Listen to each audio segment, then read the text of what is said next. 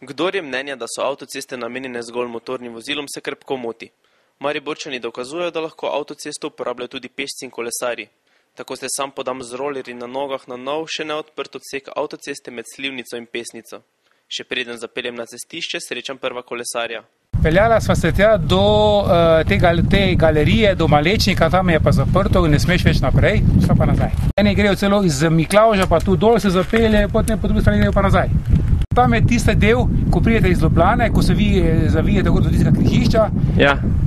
Eni kar ravno go podaljšajo, pa grejo kar tu sem. Po avtocestnem odseku Pesnica-Slivnica z najdaljšim mostom čez reko Dravo, ki meri kar 765 metrov, kolesarijo tudi otroci. Na avtocesti je kar gladki asfalt, odlične vožnje, tudi zavore dobro delujejo, ni kakšnega pretiranega drsenja, tudi če je cesta mokra. In prav naši najmlajši udeleženci v prometu so najbolj kritični do 26 metrov širokega cestišča.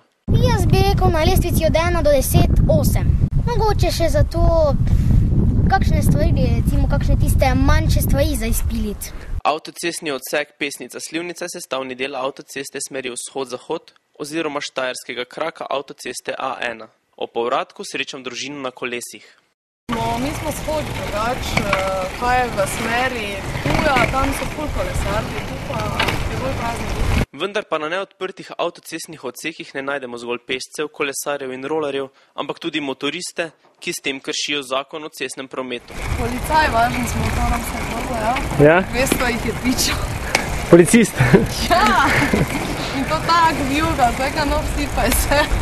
Jo. Po moje na stroške nas davkoplačevalcev. Kot je torej očitno, je kolesarjenje na avtocesti prava atrakcija. Če se imate namen udeležiti tovrstne rekreacije, tudi sami imate možnost le še ta teden. Otvoritev nove avtocestne trase bo namreč ta konec tedna, od koder bo za ekskluzivne novice poskrbel tudi Večer.